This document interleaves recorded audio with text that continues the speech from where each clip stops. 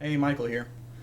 So I know what you're thinking. I did not actually die over the past 4 to 5 months, and I've actually been working on this first video. This first video is a part of my Looking Back series.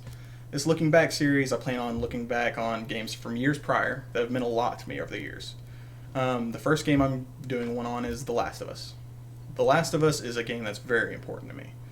Initially, I came away pretty disappointed from it, but over the years I've just become more and more attached to it to where it's one of my favorite games of all time now. So whenever I wanted to do this Looking Back series, I wanted to look back at the game from beginning to end.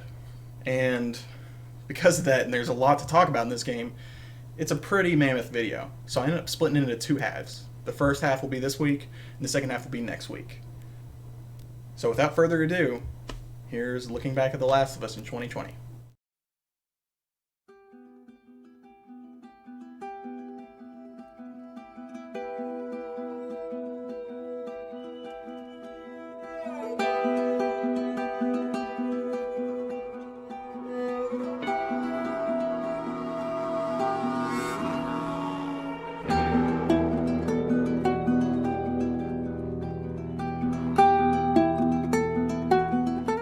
At some point you've thought to yourself, or have heard someone exclaim, "It's like you're playing a movie," when playing a video game.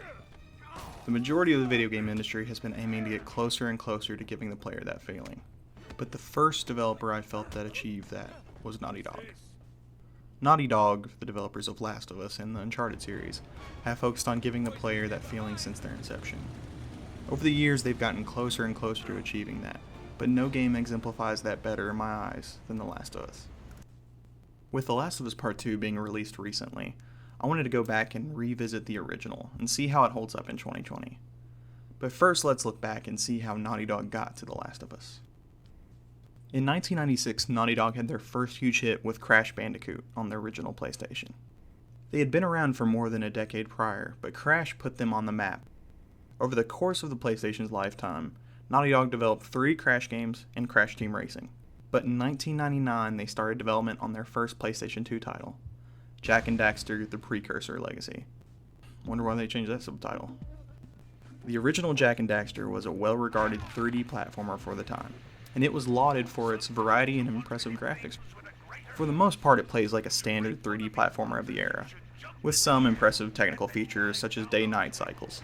I was surprised to see that the game actually had day-night cycles, in all honesty, because that's something that's normally used for open world titles to help immerse you in the world. Jak and Daxter is a game where you play as this guy and have a best friend who gets transformed into a marsupial, and from then on you're double jumping everywhere and punching animals in the face to save the world. Immersiveness doesn't seem like it was the focus for Naughty Dog in that case, but when you look at Jak 2 you can start to see their ambitions. Just roughly 2 months before Jak and Daxter's release, a game came out on the PlayStation 2 that blew the walls off the whole industry: Grand Theft Auto 3. Grand Theft Auto 3 became the highest selling game in the US in 2001. Its impact on the industry is still felt today, and its latest iteration, Grand Theft Auto 5, has shipped over 130 million copies today. So of course Naughty Dog wanted to take a crack at a similar sandbox type of open world game. So for the sequel to Jak and Daxter, they decided to change things up drastically. Jak 2 became an open-world game with hijackable vehicles, civilians, and edge. I mean, look at Dark Jak. God, he's so dark! One thing that came with all that edge was a larger focus on the game's story and the production behind it. Jak and Daxter's cutscenes looked fantastic for the time, but the story at the end of the day was nothing to write home about. Now, don't get me wrong, Jak 2's story had its issues also, but it was much more successful overall, and the cutscenes were heralded as some of the best in the industry. At the time, the cutscenes seemed as almost if they were a generation ahead of everything else. They all looked fantastic, and the writing wasn't embarrassing, and the voice acting was great also.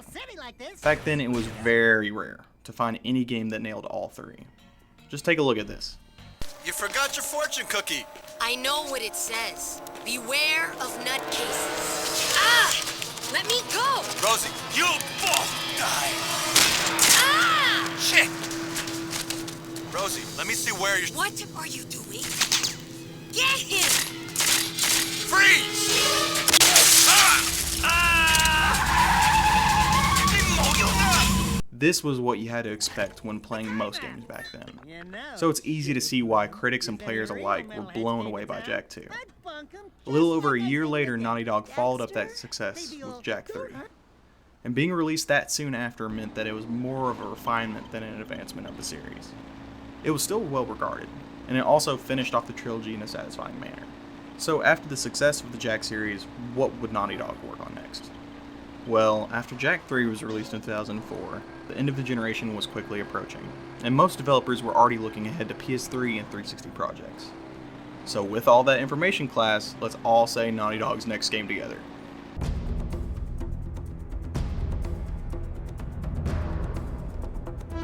Jak X!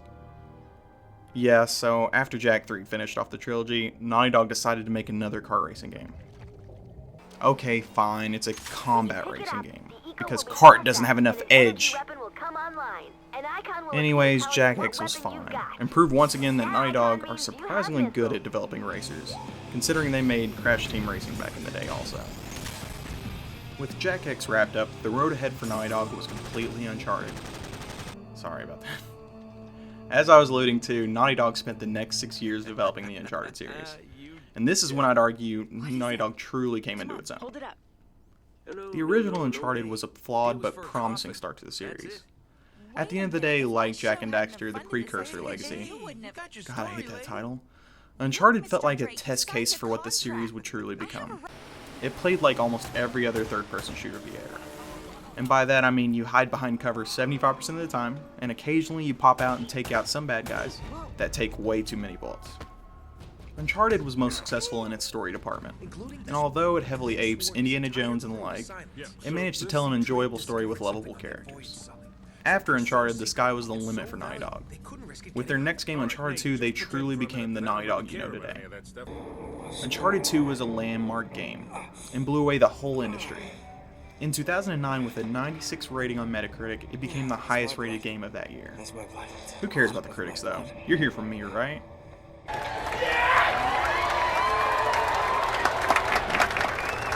Thank you. Well, Uncharted 2 is one of my favorite games of all time. It was the first game I truly felt like I was playing a movie.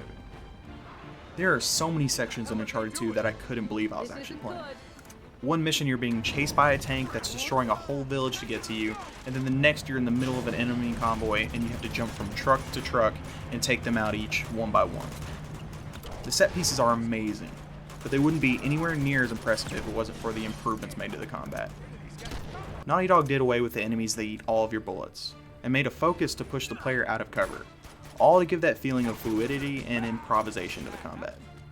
From this game on, that element of improvisation has been the backbone of their combat systems.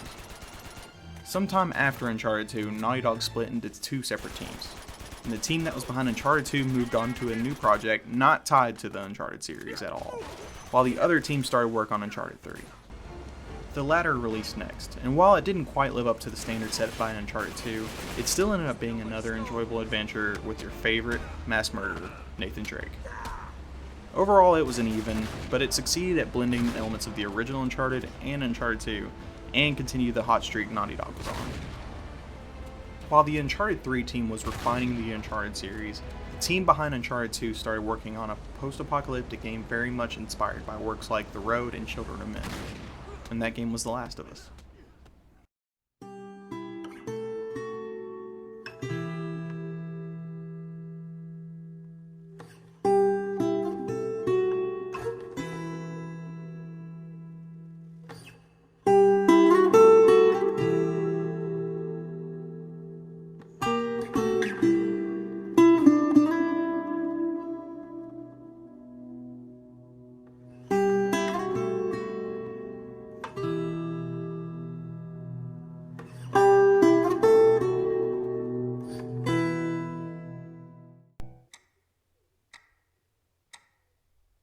The Last of Us starts with the ticking of a clock.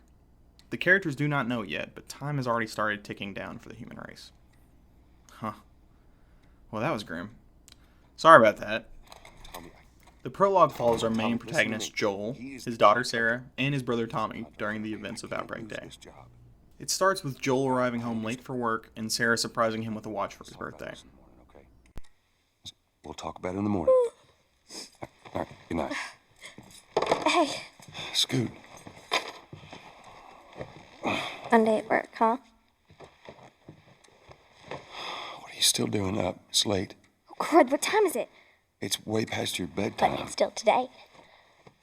Honey, please not right now. I do not have the energy for this. Here, What's this? your birthday?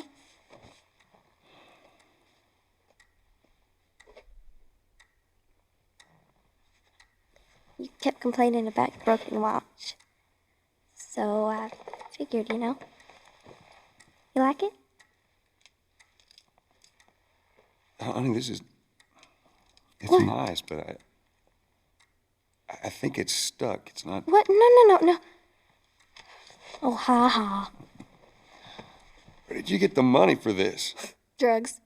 I sell hardcore drugs. Oh, good. You started helping out with the mortgage then. Yeah, you wish.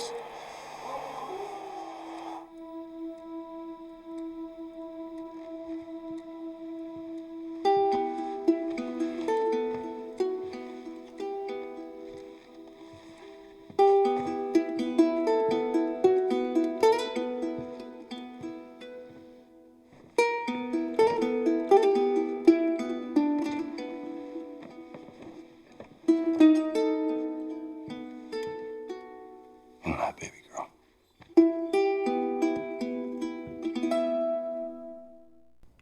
From then on, everything seems off. Honey, I need to get your dad. Sarah wakes up to a phone call from a frantic Tommy telling her to find her dad, but he gets disconnected suddenly. Uncle Tommy? In this section, Hello? you actually play as Sarah, as she slowly looks for Joel throughout their house, while the player knows all too well what's actually going on behind the scenes. You find a newspaper with the headline, "Admitted Spikes at Area Hospitals." See an explosion off in the distance, hear dogs barking in your neighborhood, and see cop cars racing by. It's a fantastic scene, and it does such a great job of raising tension for the player. One thing you'll notice during the prologue and throughout the rest of the game is Naughty Dog's impeccable art direction. Joel's house feels lived in, and exploring the space as Sarah will bring you back to any time you've snuck to the fridge in the middle of the night to shove shredded cheese down your throat. There you are. Sarah, are you okay? Jimmy? Jimmy, stay back! Jimmy, I am warning you! No! From that point on, shit gets wild. She's rushed into the backseat of her Uncle Tommy's SUV and can do nothing but watch as civilization around her is crumbling. Next thing you know, Tommy's SUV is hit by another car and you switch control to Joel, as all hell breaks loose around you. What follows is a heavily scripted run through the streets of Austin, Texas as they try to escape the city while Tommy leads the way. My favorite part is this sequence where Joel is carrying Sarah past an overturned ambulance, and right when he's almost past it, you notice the infected driver crawling out the front window. You have no choice but to continue facing forward and continue running.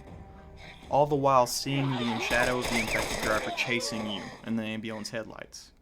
This culminates in an absolutely heartbreaking scene in which Joel and Sarah run into a soldier who's ordered to take down any civilians trying to escape. Stop right there! Okay. We're not sick. Got a couple of civilians on the outer perimeter. Please advise. Daddy, what about Uncle Tommy? We're gonna get you to safety and go back for him, okay? Sir, there's a little girl. But... Yes, sir. Somebody, we've just been through hell. Okay, we just need... Shit.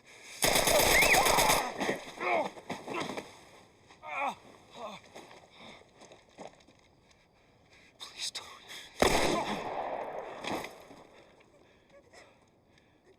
Oh, no. Sarah. Move your hands, babe. I know, baby, I know. Listen to me, I know this hurts. You're gonna be okay, baby. Stay with me. I'm gonna pick you up. I know, baby, I know it hurts.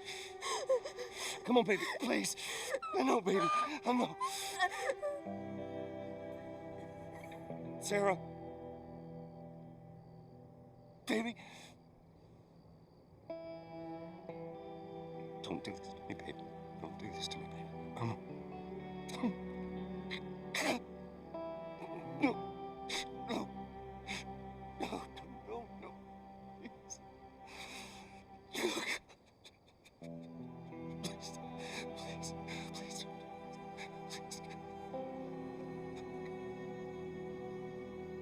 Smash cut to title card! This scene works so well primarily due to Troy Baker's acting. Troy and I were both. That's not to take away from Sarah's actress Hannah Hayes, the artists and designers at Naughty Dog, and the fantastic score from Gustavo Santaolalla, because they did a fantastic job also. But the reason this scene is as successful as it is due to this performance. I started recalling all those memories in these things at this point. Okay? I know it hurts, baby. I know. So I'm gonna lift you up. I'm gonna get you over here. Come on, baby. Come on, work with me, please. God, baby. Sarah. Sarah! Don't do this to me, baby. Don't do this to me, baby. Come on. As you can see, using mocap, his performance translates directly to the game, and Troy Baker lays absolutely everything on the table. It's a grueling scene that somehow chokes me up every time I watch it. Looking back on the prologue as a whole, I'm blown away at how well it fits into the overall story and how well it hits all of its notes. It manages to fill the player in on the tone of the game, set up Joel and Tommy's characters, and all the while drawing the player in with such a high level of tension. Nailing all of those aspects in your story is incredibly difficult, but accomplishing all of them in the first 20 minutes or so of your game is astounding. All of those aspects are at the heart of The Last of Us, and although the quality of it does vary, for the most part Naughty Dog manages to maintain the quality set by the prologue.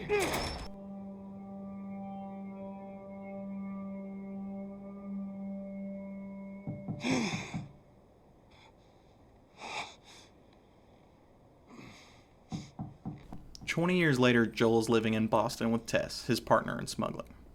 Both of them smuggle supplies in and out of the quarantine zone underneath the watchful eyes of FEDRA, Federal Disaster Response Agency.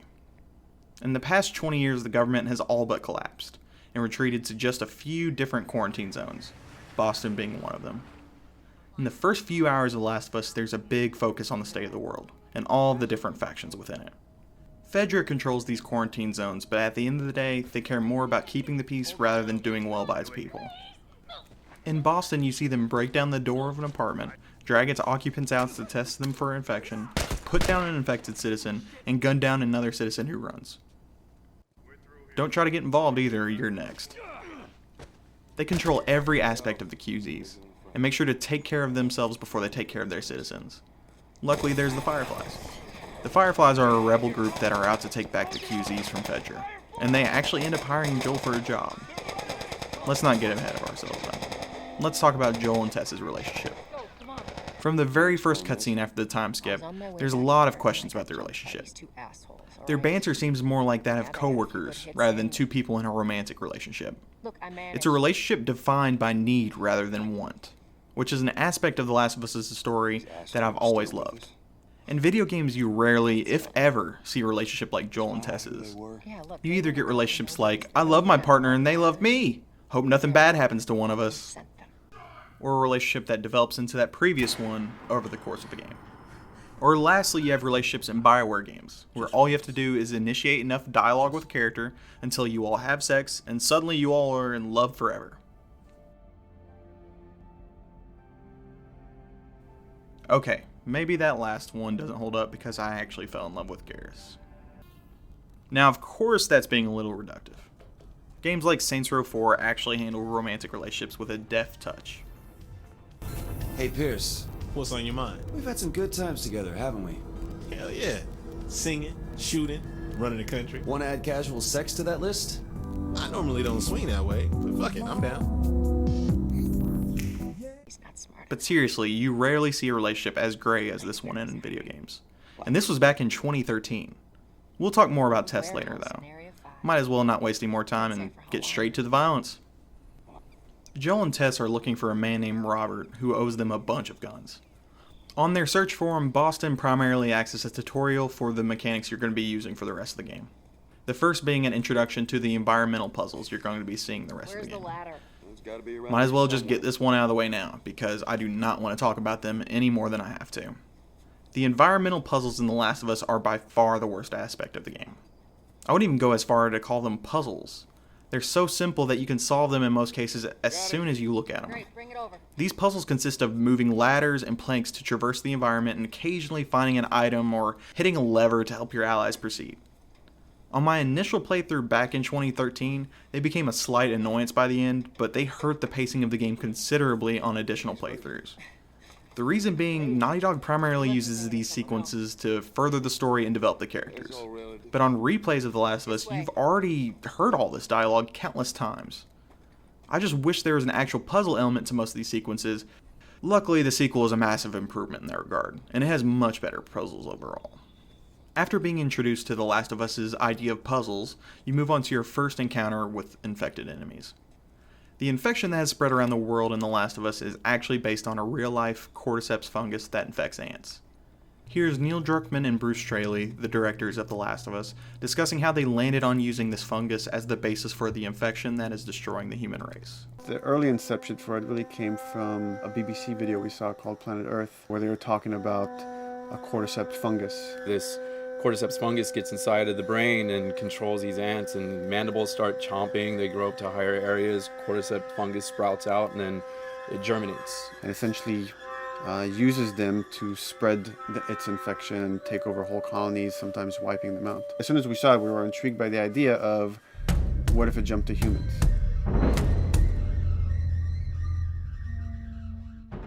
Once Joel and Tess enter this apartment building, Tess warns Joel that there's spores deeper inside.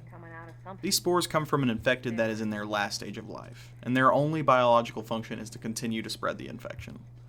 The cordyceps fungus is typically spread through bites, but these infected that are in the last stage of their life find a nice corner to rest against and proceed to secrete spores that spread the infection when breathed in. Encounters involving the infected play very differently from normal combat encounters. All of the various infected enemies you come across throughout the game have various levels of infection.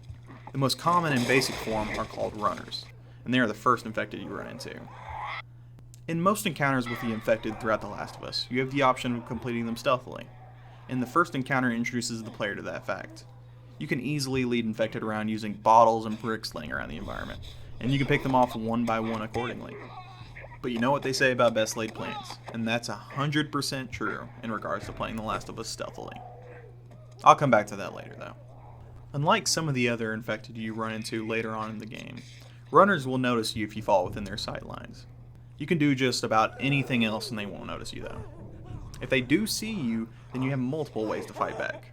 The most risky but also most efficient method is to use hand-to-hand combat to take them out. The gunplay in The Last of Us is punchy but imprecise. When aiming down the sights of your weapon, your crosshair will sway and the infected have very jerky movements that make it hard to get a precise shot on them. Taking runners down using your fists can be time consuming and also leave you completely open to attacks. But the thing you'll soon learn playing The Last of Us is that ammo is a precious commodity. Searching your environment will typically reward you with resources, but one train wreck of a combat encounter can leave you with no ammo and resources to rely on. This adds to the atmosphere and tone of the game, which is why I recommend playing on at least hard mode, if you're comfortable with third-person shooters that is. The amount of resources you find is dependent on the difficulty, and hard always felt like the perfect level for me. Once you make it past that encounter, Joel and Tess continue heading to Area 5 where Robert is located. On the way, they run into some of Robert's henchmen, and we finally get to the piece de resistance of The Last of Us's gameplay, and that's the combat encounters against human enemies. Although this first combat encounter doesn't embody how freeform and open future combat encounters are actually later in the game. Something you'll notice even in this first encounter though is that you'll have multiple options to flank your enemies, but they will just as easily flank you. I'm going to go more in depth into the combat and encounter design a little later in this video though, because combat is relatively sparse this early in the game. After you sneak or fight through the next few sequences, you finally run into Robert. He tries to smooth things over, but Joel and Tess are having none of it. Joel, no hard feelings, right? None at all. All right. Oh, God damn it! We missed you. Look, whatever it is you heard, it ain't true, okay? I just want to say... The guns. You want to tell us where the guns are? Yeah, sure, but it's complicated. All right? Look, all right, just hear me out on this. I got... Fuck. Stop! Oh. Quit your squirming. You were saying? I sold him. Excuse me. I didn't have much of a choice. I owed someone. You owed us. I'd say you bet on the wrong horse. I just need more time. Just, give me a week. You know, I might have done that if you hadn't tried to fucking kill me. Come on, it won't Who like has that. our guns? I can't. Just give me a couple days. Ah, fuck! Who has our guns? It's the Fireflies. I owed the Fireflies. What? Look, they're basically all dead. We could just go in there, finish them off. We get the guns. What do you say? Come on. Yeah, fuck those Fireflies. Just go get them. That is a stupid idea. This is the first scene where you get that feeling that you might not be playing as the good guys. Now, obviously, morals change after society collapses, and the chances of you surviving go down drastically if you're a trusting, good-hearted person. Go find a firefly. These characters live in a world where death could lie around any corner, and they need to treat it as such to survive. And also, to be fair, Robert did steal their guns, sell them to someone else, and on top of that, tried to have them killed. But I'm not gonna lie that it's a little haunting how casual Joel and Tess react to torturing and murdering this unarmed man. After said torture and murder, it's revealed that the Fireflies have Joel and Tess's guns. I needed him alive. You know what they say, when God closes a window, he opens a door. Well, that's what happens next when Marlene, the leader of the Fireflies, conveniently runs into Joel and Tess right after they murder Robert. Marlene isn't doing too hot with a bullet in her hip and a dwindling Boston chapter of the Fireflies. Tess tries to convince Marlene to give her the guns, but Marlene doesn't owe them anything at all, so she forces their hand and cuts them a deal. If Joel and Tess smuggle something out of Boston, then she will return their guns. I'll give you your guns back. As you soon find out, Marlene doesn't need Joel and Tess to smuggle something out of Boston, but rather someone. That someone being a rambunctious 14-year-old girl named Ellie.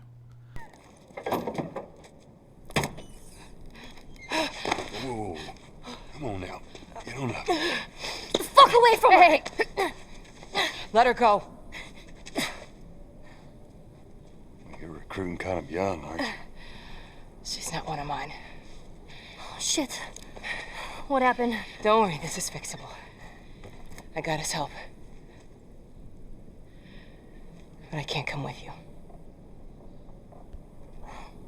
Well, then I'm staying. Ellie, we won't get another shot at this. Hey, we're smuggling her? There's a crew of Fireflies that'll meet you at the Capitol building. That's not exactly close. You're capable. You hand her off, come back, the weapons are yours. Double what Robert sold me. Speaking of which, where are they? Back in our camp. We're not smuggling shit until I see them. You'll follow me. You can verify the weapons. I can get patched up. But she's not crossing to that part of town. I want Joel to watch over her. Whoa, I don't think that's Bullshit, the I'm not best going Ellie. with him. How do you know them? I was close with his brother Tommy. Said if I was ever in a jam, I could rely on him. Was that before or after he left your little militia group? He left you too. He was a good man. I could just take her to the North Tunnel and wait for me there. Jesus Christ. Just cargo, Joel. Marlene. No more talking. You'll be fine. Now go with him. Don't take long. And you, stay close. Let's go.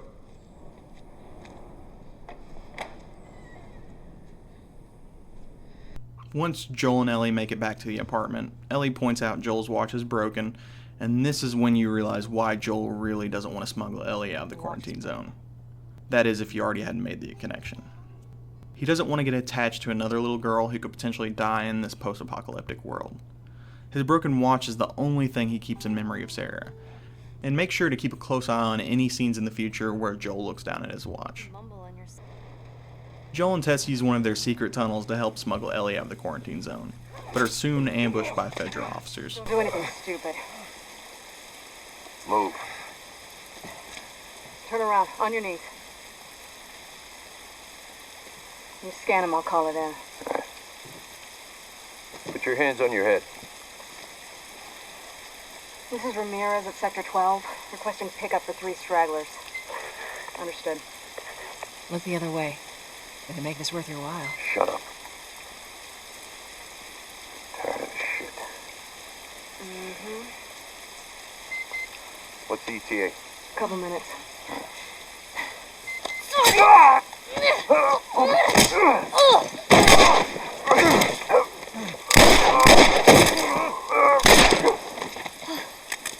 Oh, fuck. I thought we were just gonna hold him up or something. Oh, shit. Look. Jesus Christ. Marlene set us up? Why the hell are we smuggling an infected girl? I'm not infected. No? Just lying? I can explain. You better explain fast. Look at this. I don't care how you got infected. It's 3 weeks old. No, everyone turns within 2 days, so you stop bullshitting. It's 3 weeks. I swear. Why would she set you up?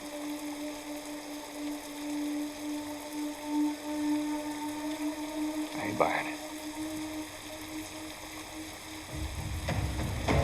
Oh, shit. Tess, run. Run! Go!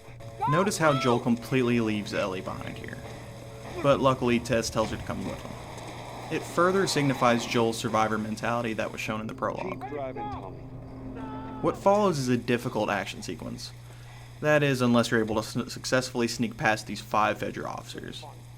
They're fully armored and equipped with assault rifles, so your pistol ends up being basically useless against them. And if you get in their crosshairs, you're done for.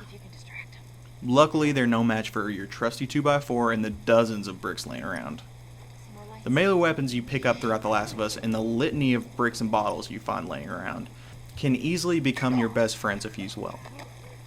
Depending on the melee weapon, you can take out almost any enemy in the game with 1 to 3 hits. The drawback being they all have different durability levels, just to make sure that you don't stroll through the game playing as Dwayne "The Rock" Johnson.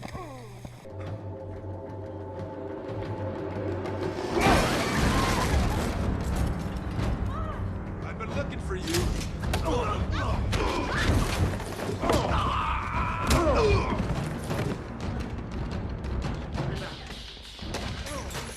The bricks and bottles you find laying around can also be complete lifesavers if used efficiently. You can use either to distract enemies to move away from a position or move them into a position where you can stealthily take them out. Now at this point, I'm sure you're screaming at your scream, just let us know which side you're on, bricks or bottles! Well, let me just say that I have no shame in being a brick boy. Similar to some of the melee weapons, a brick can take down almost any enemy in 3 hits, while a bottle breaks after 1 hit and isn't even able to fully take out some of the tougher enemies later in the game. Yeah, I said it. Come at me, you bottle bastards. Whew. Alright, now that I've calmed down, we can move on. After escaping the Fedra officers, the 3 of them finally get an opportunity to talk.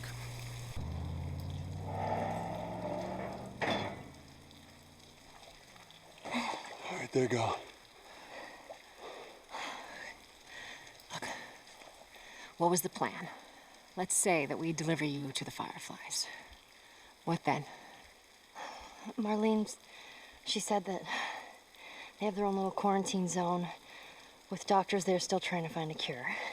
Yeah, we've heard that before, huh, Tess? And that whatever happened to me is the key to finding a vaccine. Oh, Jesus. It's what she said. Oh, I'm sure she did. Hey, fuck you, man. I didn't ask for this. Me neither. Tess, what the hell are we doing here? What if it's true? I can't... What if, Joel?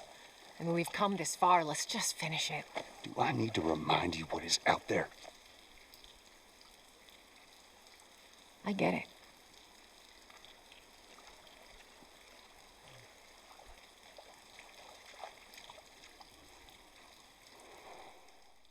Tess knows about Sarah, so she knows the real reason Joel doesn't want to escort Ellie.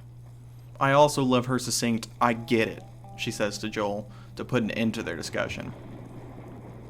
As soon as you get into the city proper, you can see the destruction caused by this infection, and all the efforts to quell it. Fedra bombed the surrounding areas of QZs to keep infected away, and as you'll find out, they left a lot of people to die outside in the process. So to get to the Capitol building, Joel, Tess, and Ellie have to climb through a skyscraper that has collapsed into another. Oh yeah, and it's a skyscraper full of infected runners and a new enemy type called clickers. Which is the clicking phase. And if they mess with the eyes, we end up saying, well, how do they get around? Oh, echolocation. And they use a form of echolocation to track down their enemies.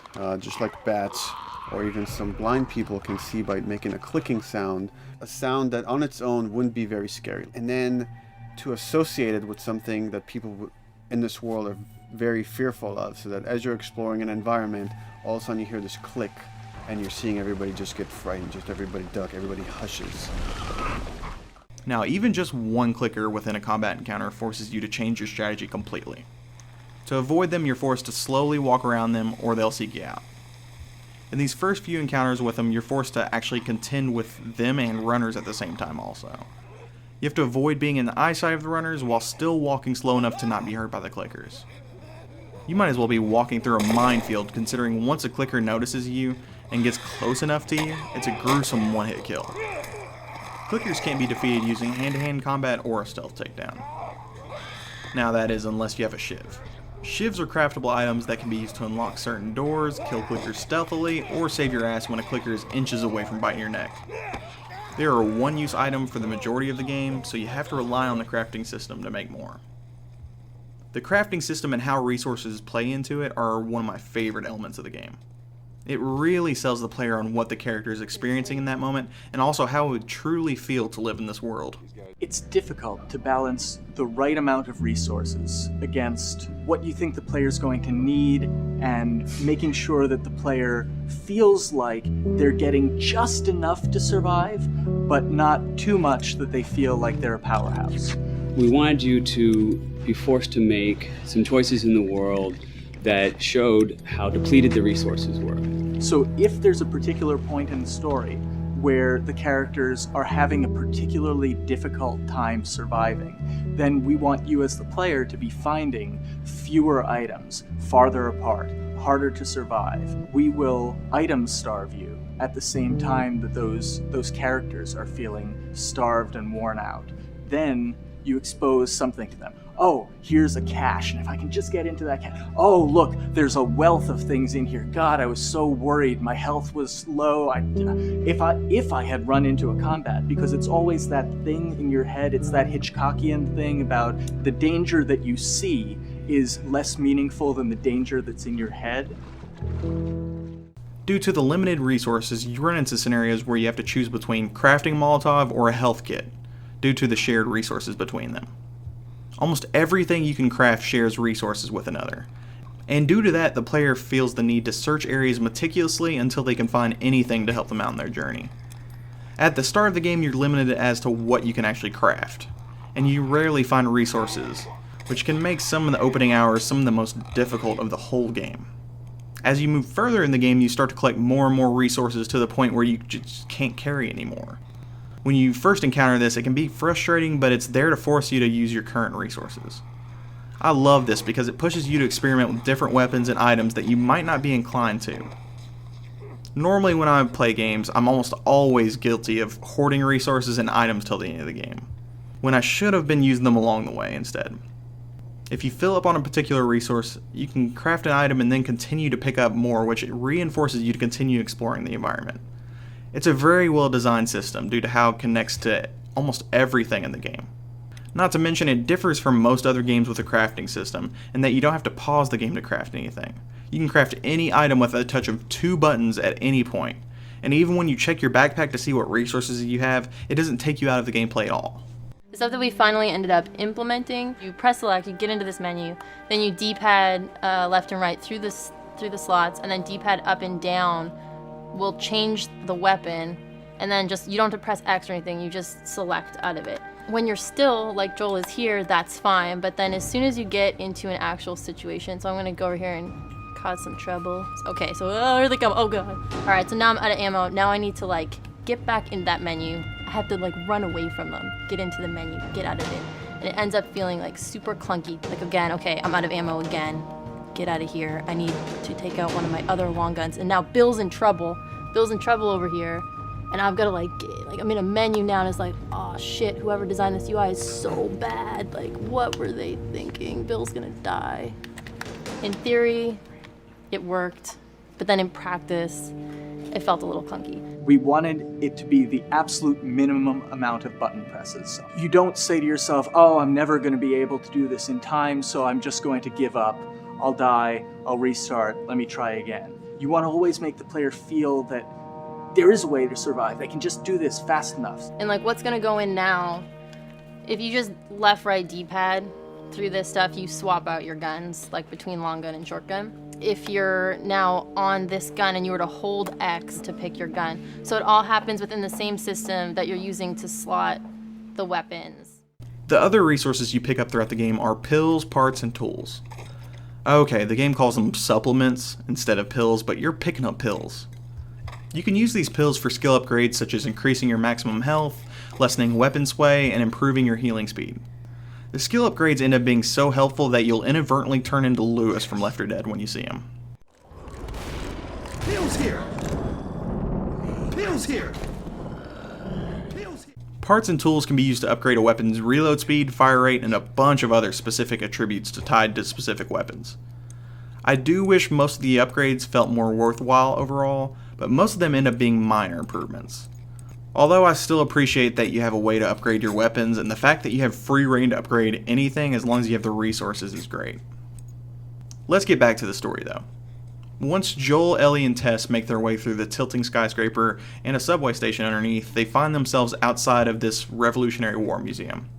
While heading inside, Joel gets split up from Tess and Ellie, and what you soon find out is that this isn't a museum full of redcoats, but rather clickers. Luckily, it's just clickers, so sneaking past them isn't a huge problem. As Joel makes his way deeper into the museum, he can hear Tess's and Ellie's screams, and Joel ends up finding Tess being attacked by a runner, which luckily she takes out. What follows is an enjoyably chaotic, all-out brawl with the three characters and a ton of runners. Once you beat up all these runners, you're treated to one of my favorite cutscenes of the game. Now watch your step as you're going up, because it's going to be a little...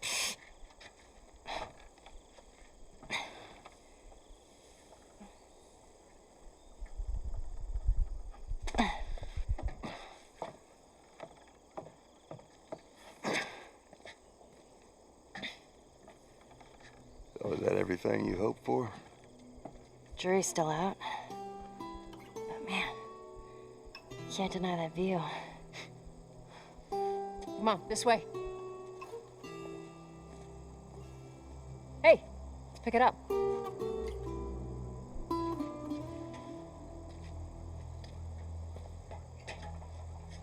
Look, we're almost done. Stay focused. Yes, ma'am.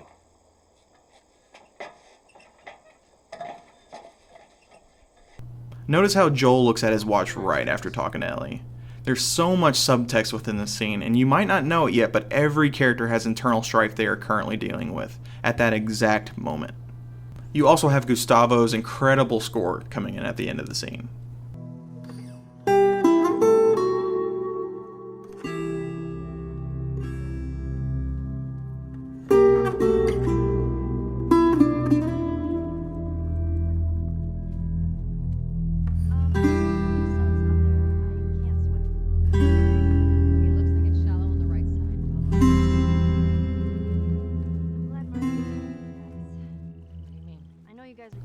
Gustavo's score for The Last of Us is one of my all-time favorites. Gustavo has done scores for films such as Babel, Brokeback Mountain, and 21 Grams. He has even won 2 Oscars at this point for his scores.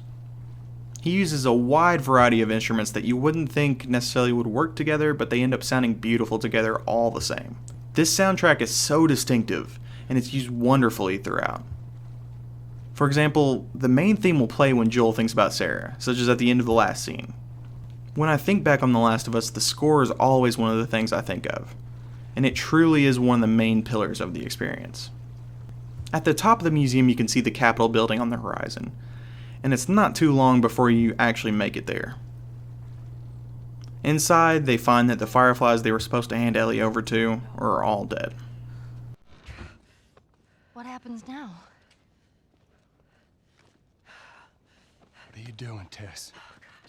Maybe they had a map or something to tell us where they were going. How far are we gonna take As this? far as it needs to go. Where was this lab of theirs?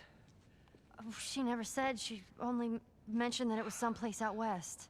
What are we doing here? This is not us. What do you know about us? About me? I know that you are smarter than this. Really? Guess what? We're shitty people, Joel. It's been that way for a long time. No, we are survivors. This is our chance. It is over, Tess! Now, we tried. Let's just go home. I'm not going anywhere. This is my last stop. What? Our luck had to run out sooner or later. You going on? No, don't! Don't touch me. Holy shit. She's infected. Joel. Let me see. I didn't mean for this. Show it to me. Oh, Christ. Oops, right? Give me your arm. This was 3 weeks. I was bitten an hour ago, and it's already worse. This is fucking real, Joel.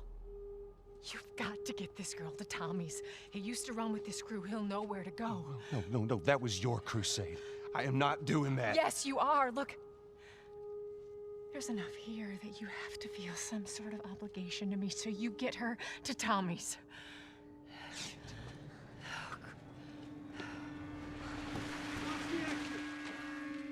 They're here. Damn it. I can buy you some time, but you have to run. You want us to just leave you here? Yes. There is no way that... I will not turn into one of those things. Come on.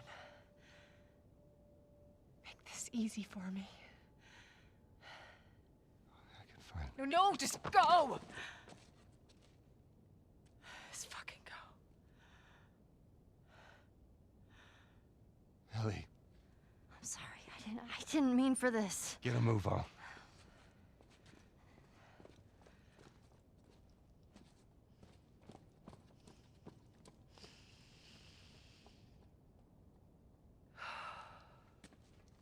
We know you're in there. Drop your weapons and come out with your hands up. My heart breaks every time I hear Tess tell Joel that there has to be enough here that you feel some sort of obligation to me. She's pleading with him to take Ellie to the Fireflies for her and every other survivor that has lost their lives to this infection. Everything not said in their relationship is finally out there. They know that they're not madly in love, but he still has to care enough about her to do this for her. It's a devastating scene, made all the more so for the fact that you can actually hear her die in the next room. But Joel is forced to leave her behind, and Ellie just can't believe it. Joel orders Ellie to stop talking and continue moving. Endure and survive. You soon hear gunfire and eventually see Tess's body after being killed by the Federer officers. Their only choice is to escape out of the Capitol building and escape into the sewers. The sewers are full of spores, and this is when Joel finally realizes that Ellie isn't lying about her immunity.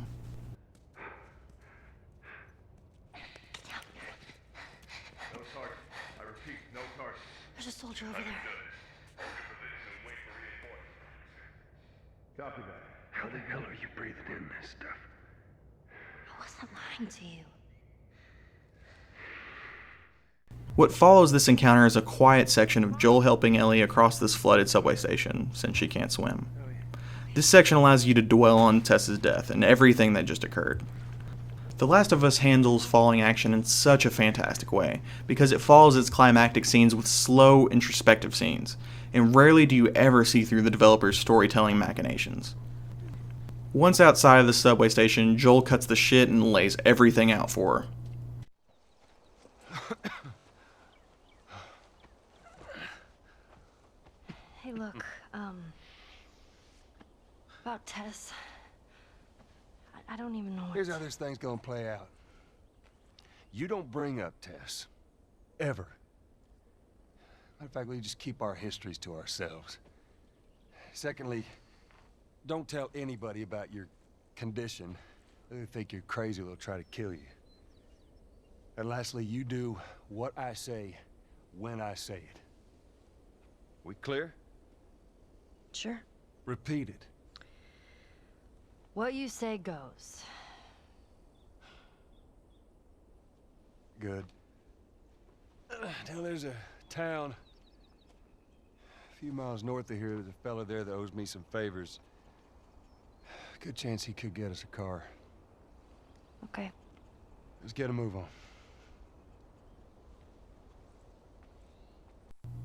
Lincoln is a small, mostly abandoned town outside of Boston. The reason why I'm saying mostly is because it's a town with a population of 1, and that one person is Bill. That's who Joel and Ellie are heading to visit, to hopefully get some sort of transportation from. The first thing you notice when starting this section is how beautiful The Last of Us was and still is. For this playthrough, I played The Last of Us Remastered, which lets you play in 60 frames per second over the standard 30 frames per second of the original release. And they also updated the textures for 1080p. It even runs in 4K now, but I wasn't able to test that feature out because we're in a recession, okay? Alright, moving on. It still blows me away at how well the visuals hold up in 2020. The lighting is fantastic and every area of the game is dripping with atmosphere.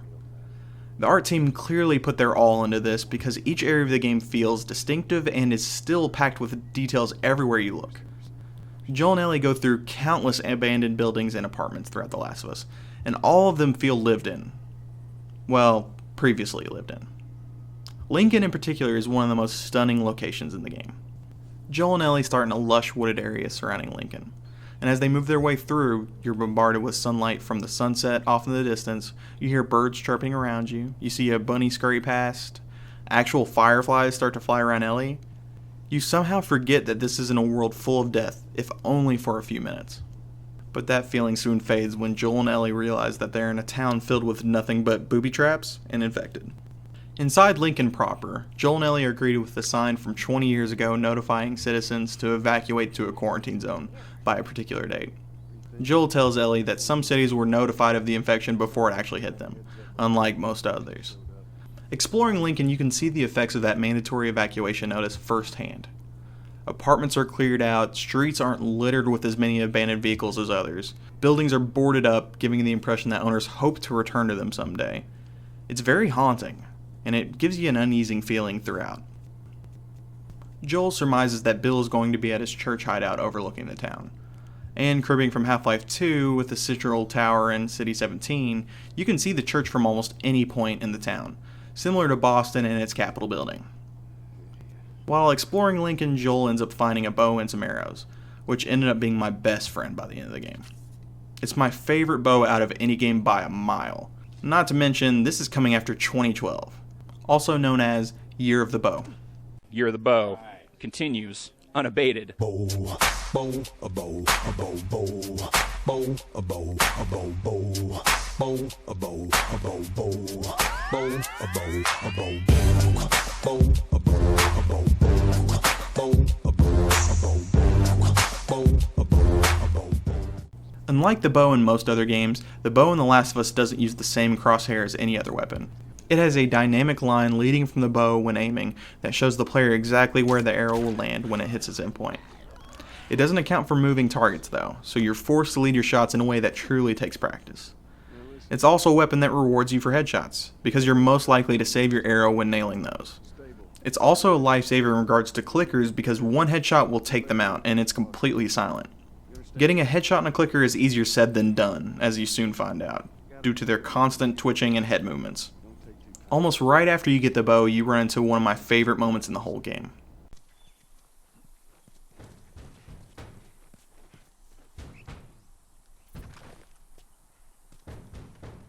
You hear that? Yeah.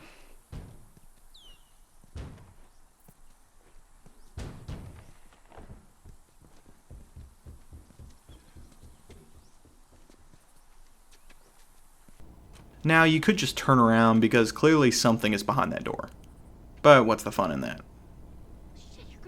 Inside, it's completely still, and all you hear is the sound of a can rolling upstairs. Every time I play this section, I forget when the runner jumps out, and it somehow always catches me off guard.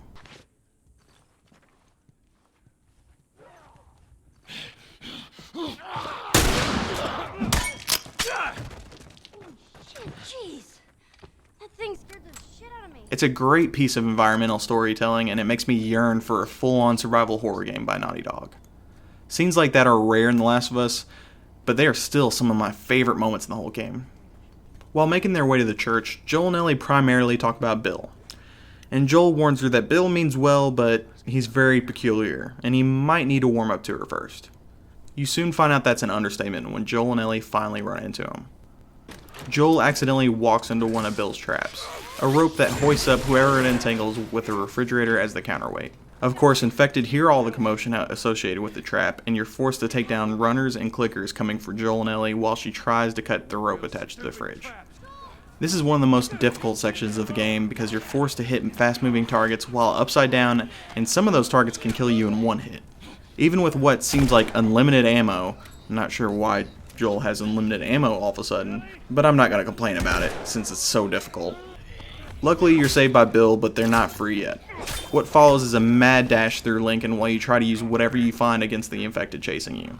The three of them eventually make it to one of Bill's safe houses, and you see firsthand what kind of man could live in an abandoned town by himself and seemingly survive whatever the world throws at him.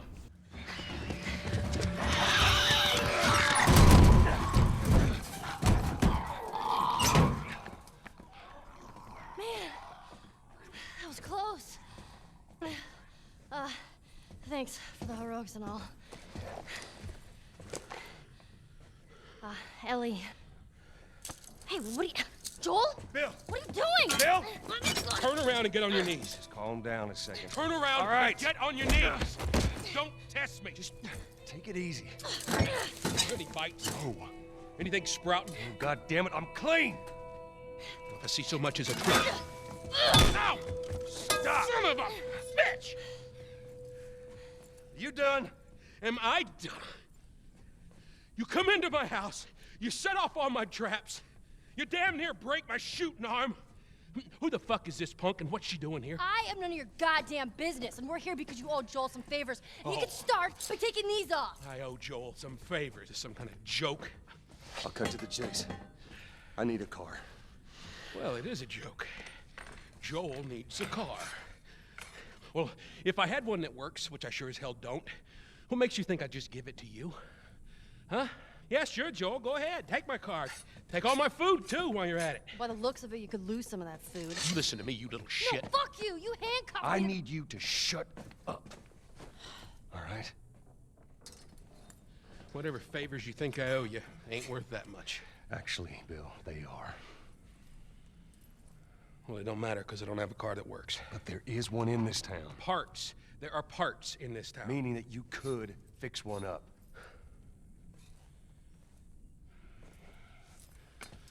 All right. If I'm gonna do this, there's some gear I'm gonna need. All right. It's on the other side of town. Now you help me go gather it, and maybe I can put something together that runs. But after this, I owe you nothing. That's fine. A couple days from now, we'll probably be dead anyway. Good. Follow me. Whole goddamn town's booby trapped. Best stay right on my ass. Can't miss it. Knock it off. Bill is voiced and mocapped by W. Earl Brown, one of my all-time favorite character actors, who you might recognize from Deadwood, Scream, or True Detective. He does such a great job with Bill, and it took me a while to even recognize him on my first playthrough. He's manic, uncompromising, and just an unlikable dude in general. Mostly, he's hilarious though. Lincoln is one of my favorite sections to revisit on my playthroughs of The Last of Us, primarily because of the dynamic between Joel, Ellie, and Bill. It almost becomes a sort of sitcom at points, and it somehow works. Bill, By the time you leave Lincoln, he becomes a pretty well-rounded character overall, and his thesis of "Don't let anyone close or we'll get you killed" ties back into the overall narrative very well. Well, this goes on record as the worst fucking job you've ever taken. It's up there. How in the hell is Tess okay with this suicide mission? It's actually her idea.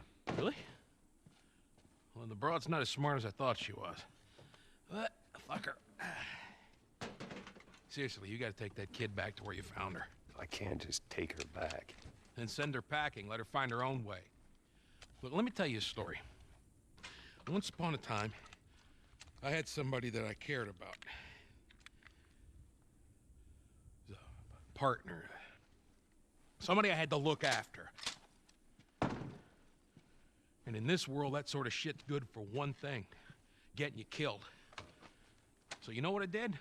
I wisened the fuck up. And I realized it's gotta be just me. Bill, it ain't like that. It's bullshit. It is just like that. Hey! What'd I say to you when we walked down the steps? What'd I say? I'm just fixing your stupid pile. Don't touch. God damn it. You keep babysitting long enough and eventually it's gonna blow up in your face. Can we please just get on with it? Here. Let's get on with it. It's not long till Joel, Ellie, and Bill make it to the church, and you're rewarded with a shotgun and a new craftable item, a nail bomb. The nail bomb becomes one of the most precious resources in the game, due to the fact that you can treat it like a grenade by throwing it at an enemy, or alternatively, you can place it on the ground like a mine. You best bet that you're going to get the chance to use it too, because the only vehicle Bill knows of is inside of a school full of infected. On the way there, you have to sneak your way through a graveyard full of clickers, a suburb full of infected, with a pretty cool Easter egg from the Walking Dead game I might add, and you have to beat up some rowdy infected right outside of the school. Infected en masse catch on to Joel, Ellie, and Bill, and they're chased into the school itself. Grab this. Please tell me you're done. It's empty. What? Fucking empty. Guys! Bill, where to? Bill, where? Anywhere but here. You better haul ass. Come on. The only option they have is to escape out of the school, but everyone knows that escaping school ain't easy. Like in school, to escape, you have to take down the gym teacher while avoiding his fart bombs or whatever the hell this is. These infected are called bloaters, and they're what clickers eventually turn into if left alone long enough. They tear off pustules from themselves and throw them at you to cause spore explosions that damage you as you get closer to them. Similar to the clickers, bloaters can complete an easy one-hit kill on you if they get too close. But as you saw a little bit ago, it's 1,000% grosser. To defeat them, you have to carefully aim at their pustules.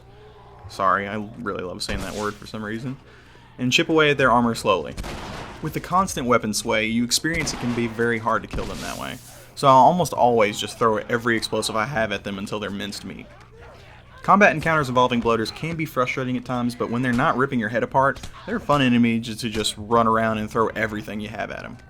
And just like any gym teacher, they go down surprisingly easy as long as you keep throwing stuff at them. Joel, Ellie, and Bill are able to escape once the stragglers have been taken care of, and the mad dash that has compromised most of Lincoln continues with infected all over the city, catching on to all of the destruction you've been causing. They're able to lose them in a house nearby and run right into a Deus Ex Machina. So that worked out well. Okay, I'll go check out this side of the house.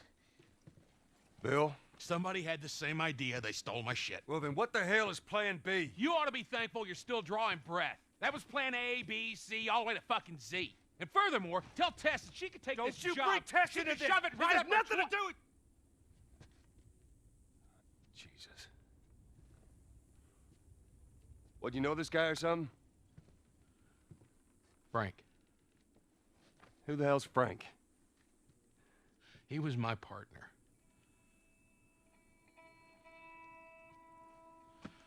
He's the only idiot that would wear a shirt like that.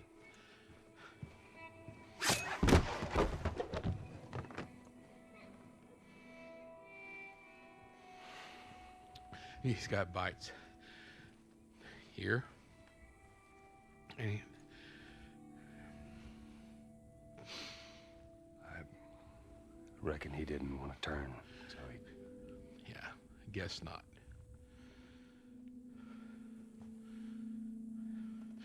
Well, fuck him.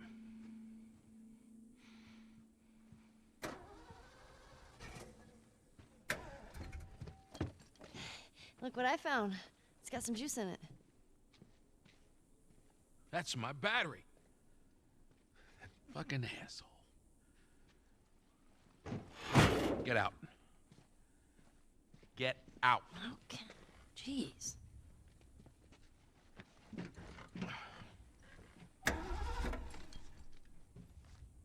Battery's drained, but cells are alive. Meaning? Meaning, we push it, get it started, and the alternator will recharge the battery. Is that your guess? Look, you wanted a plan B. This is as good as it gets. What are you thinking? Thinking you drive and we push.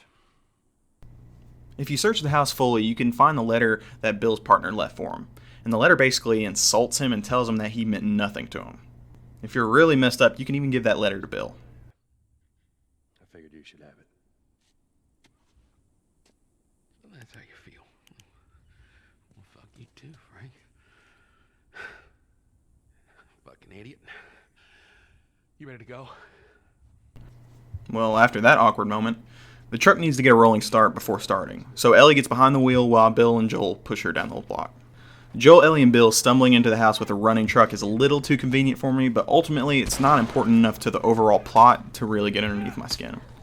Not to mention that you don't have time to dwell on it for long, because as soon as you open the garage door, everything goes downhill real quick. Literally and figuratively. You're forced to juggle between taking down infected, chasing down the truck, and actually pushing the truck down the hill. It's a fun and hectic sequence, and it's unlike any other in the game. It's a great way to cap off Lincoln, and Bill leaves you with a good old... Get the fuck out of my town. Then Joel and Ellie hit the road. Overall, I still really love Lincoln as a setting, and it's very unique compared to other sections of the game, gameplay and story-wise. It is nothing but infected, but it still manages to have a great amount of variety, all the while still easing the player into what the gameplay will consist of in the rest of the game. Story-wise, Lincoln is one of the most memorable sections of the game also. Bill is a fantastic character, and manages to add levity to the story while not going over the top at the same time. His interactions with Joel and Ellie are fantastic, and their interactions give more character to everyone involved. I love how Joel refuses to mention that Tess was killed to Bill, because his survivor mindset refuses to stop and think about what has actually happened so far. Ellie truly gets her first chance to shine in this section also, with her constant badgering of Bill and this scene with her apologizing to Joel about Tess. Bill gets a surprising amount of depth by the time you leave Lincoln too, because as you soon find out, he is actually gay. Oh, I'm sure your friend will be missing this tonight. Mm-hmm. It's light on the reading, but it's got some interesting photos. Now, Ellie, that ain't for kids. Whoa! How the hell would he even walk around with that thing? Get rid of that. Look, hold your horses. I want to see what all the fuss is about. Oh, why are these all stuck together? I'm just fucking with you. Bye-bye. Now, when you think back on that letter you found earlier, you realize that it actually reads more like a jilted lover rather than just a friend. It's a surprisingly deft handling of an LGBTQ character, especially in 2013. And not to mention it's a video game, because his sexuality doesn't define his character, like, most gay characters in that time of period. After leaving Lincoln, Joel and Ellie realize that they have to pass through Pittsburgh to try to get to Tommy, and that proves more difficult than it sounds.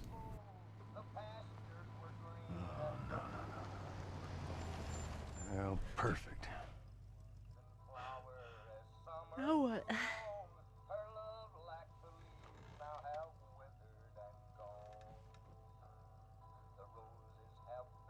Screw it.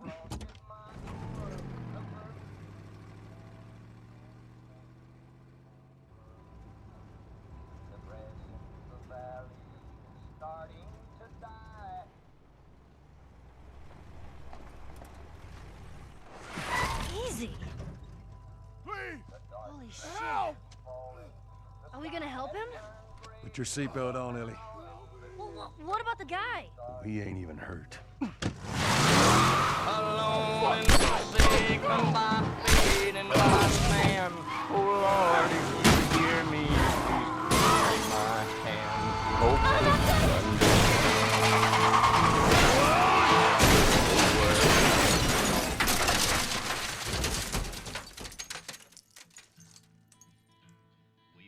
This combat section in this convenience store is one of my all-time favorites in any game period. You only have a moment to get your bearings before hunters are storming your cover, so you're forced to constantly be moving. The environment is littered with blind spots and cover to help you get out of sight of the hunters. And it's here that you realize that you can actually be the hunter. You're forced to use whatever you find laying around this convenience store against these hunters. And you're so outmatched that you have to use hit and run tactics to even have a fighting chance against them.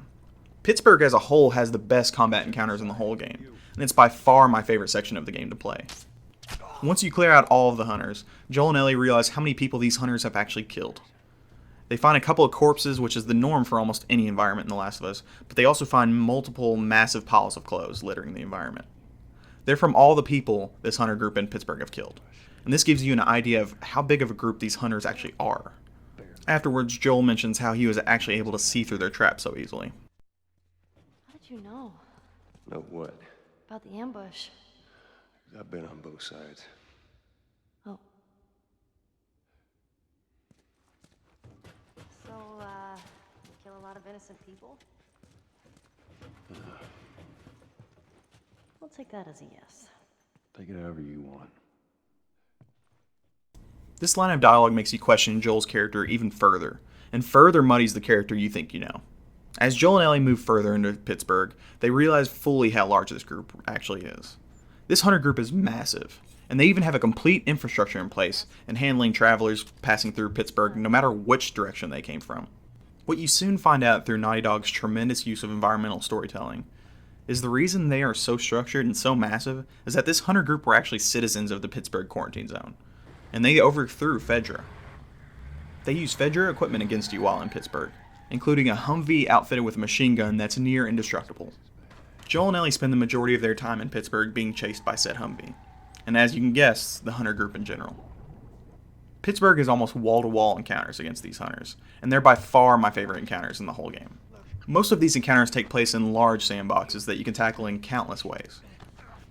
Every sandbox has multiple routes throughout that you can use to sneak through without alerting anyone. But what's the fun in that? I've mentioned how great the actual combat feels throughout this video, but it's not until Pittsburgh where it truly becomes something special. A large reason why is the AI. The AI in The Last of Us is absolutely fantastic, and it still holds up in 2020. When it comes to shooters, I'd argue that you can't find any better AI than The Last of Us and Fear. And I'd personally give the edge to The Last of Us though, because you can interact with AI in more ways than you can in Fear. Similar to Fear, the combat encounters are built in such a way that there are almost multiple ways to flank you no matter where you are. So as the player, you're forced to constantly be on the move. This brings in that element of improvisation that I mentioned earlier in regards to Uncharted 2. In both games, enemies are constantly pushing you around the environment, and it causes you to have to switch up your strategies to even stay alive. In Uncharted 2, Naughty Dog was trying to emulate Indiana Jones, who's just an ordinary history teacher and not some super soldier. So similarly, Nathan Drake has to rely more on his mobility above anything else. Although it still was a bombastic action game at the end of the day, so Nathan Drake still ends up murdering hundreds of people by the end of the game. The Last of Us is obviously going for a different vibe entirely. Joel is more capable compared to Nathan Drake, but he's also a middle-aged man that can be taken down in a few bullets. As a result, in almost any combat encounter in The Last of Us, he fights tooth and nail and he barely scrapes through as a result. This is the major reason why I recommended most people who feel comfortable with it to play on hard mode. Resources are limited as I mentioned before, but you also take more damage when getting hit, which further puts you in the shoes of Joel. That combined with how great the AI is makes every encounter feel dynamic. That's the main reason I've completed The Last of Us so many times since its release. I remember back when The Last of Us was first shown off at Sony's E3 2012 press conference, and how unbelievable it actually looked. The demo took place in a hotel occupied by the hunter group in Pittsburgh that Joel and Ellie are forced to make their way through. I remember thinking distinctively that the game wouldn't play anything like what they showed in that presentation. It looked like a heavily scripted combat encounter, which Naughty Dog had been mostly known for by that point. And while certain interactions in the demo were scripted, and didn't end up in the final game, the full game managed to live up to that demo somehow. Here's an example of that same combat encounter in the full game, and all of the different ways I approached it.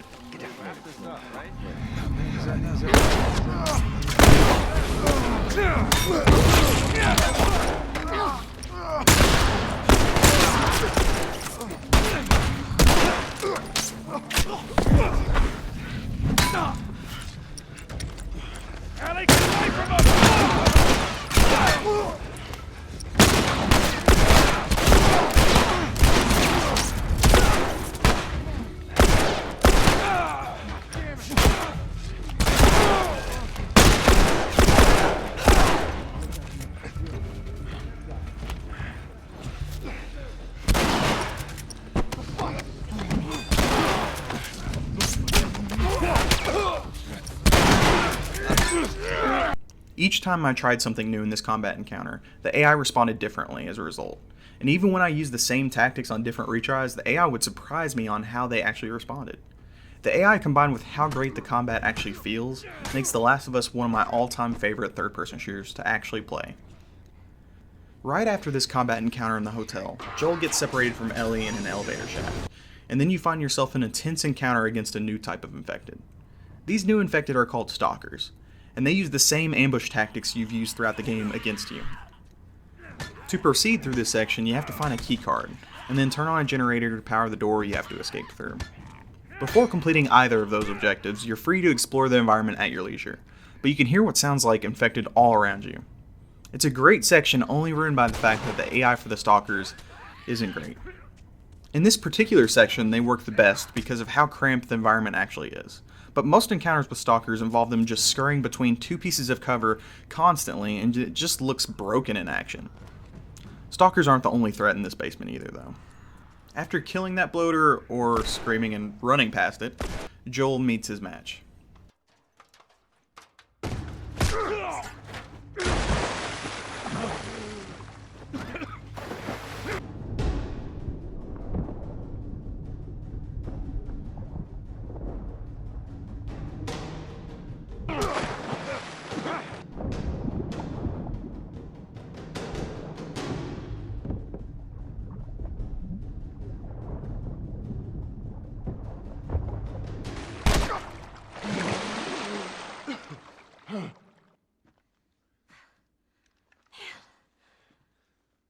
I shot the hell out of that guy, huh? Yeah, you sure did. I feel sick. And you just hang back like I told you to. Well, you're glad I didn't, right? I'm glad I didn't get my head blown off by a goddamn kid. You know what? No. How about, hey, Ellie, I know it wasn't easy, but it was either him or me. Thanks for saving my ass. You got anything like that for me, Joel? We gotta get going. Lead the way. Luckily, Ellie's there to save him, but at the cost of taking a life. On my first playthrough of The Last of Us, I remember wishing that they dwelled on this more. This is a 14-year-old girl who just took another human's life, and although slightly disturbed about it, she shrugs it off soon after. Eventually, it clicked for me that the post-apocalypse is the only world she has known, and killing is natural for most people within it. This is a girl who has never seen a movie in a movie theater. A girl who doesn't understand why being skinny was the portrait of beauty before the world collapsed. A girl who balks at the idea of a truck with creepy music that delivers ice cream. It's clear that a huge inspiration for The Last of Us was Cormac McCarthy's novel, The Road. The Road focuses on that idea, and that the world changed, and if you didn't change with it, you're dead even if you don't know it yet. The apocalypse in The Road happened much longer ago than 20 years though, but the idea is still the same. For example, the main character forgets simple phrases and names of animals and items from before the apocalypse, because the world he lives in has been all he has known for decades. Seeing a bird and remembering that it's actually a cardinal doesn't actually matter in the context of that world. So of course you would forget about it after decades. Joel holds on to what the world was like before almost too much, but before everything crumbled, he still was a person who didn't shy away from making cold, calculated decisions. So he survived longer than most people who have held on to the world before. He's reluctant to give Ellie a gun to protect herself and potentially him, because he's still operating underneath old world morals. A 14-year-old shouldn't be forced to take a life, but by this point, it's too late for that. So Joel finally relents, and starts off by letting her cover him with a rifle in a terrific encounter, and afterwards gives her one of the Fallen Hunter's pistols.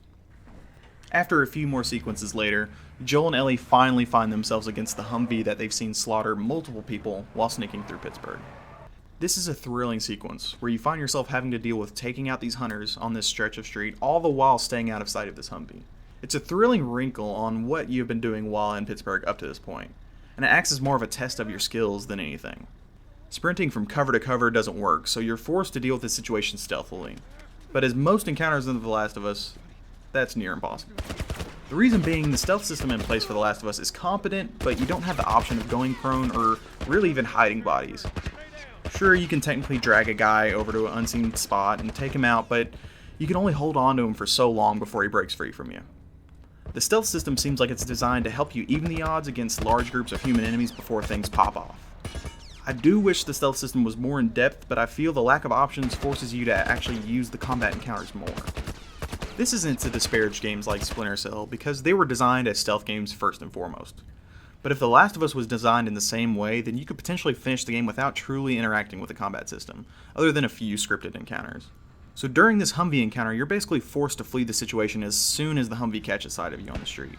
The scene plays out naturally afterwards, with it chasing you down, and it shows how fantastic Naughty Dog is at creating scripted sequences that make you believe you're actually in control. You feel like you screwed up because you have the option to sneak past the Humvee, but the player doesn't know that that's mostly a fool's errand. There's no time to even think about it though, because there's a Humvee bearing down on you and all you can do is run. Soon after fleeing into a nearby building, Joel and Ellie run into two other survivors named Henry and Sam.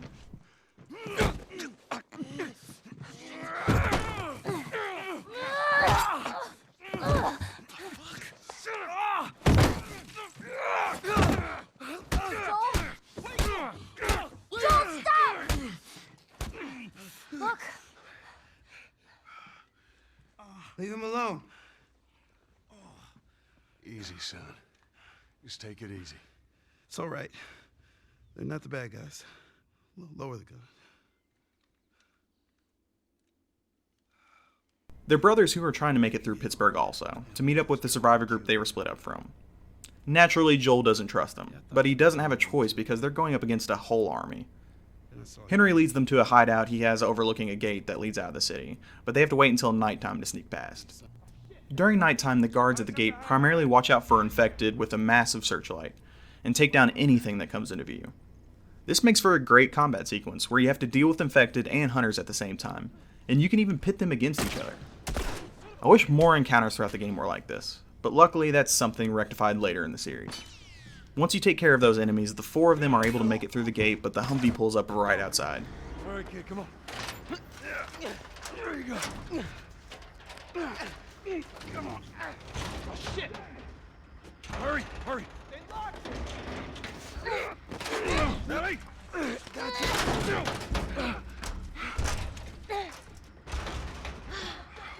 Okay, we gotta get him up. I'm sorry. We're leaving. What? This is bullshit. Hey, now! What the fuck, Henry? We stick together. God, I love that moment. When the camera starts to switch around to Joel's perspective, but at the last moment you see Ellie jump back down into frame. Just, mwah! It's beautiful. Escaping from the Humvee leads Joel and Ellie to a bombed out bridge. Joel wants to help Ellie escape by boosting her up over trucks since she can't swim, but Ellie doesn't give him an option. You keep me afloat. Ellie! No time to argue. Ellie! Damn it! Ah!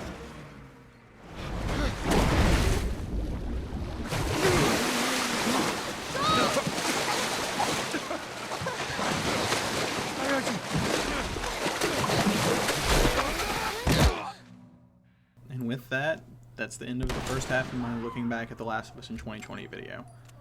Come back next week if you want to see the second part, and I'd appreciate it if you did. Remember to like and subscribe if you enjoyed this, and if you really enjoyed this, you can hit that little bitty bell underneath the video, and then you'll be notified whenever I do post my part 2 and any future videos. See you next week.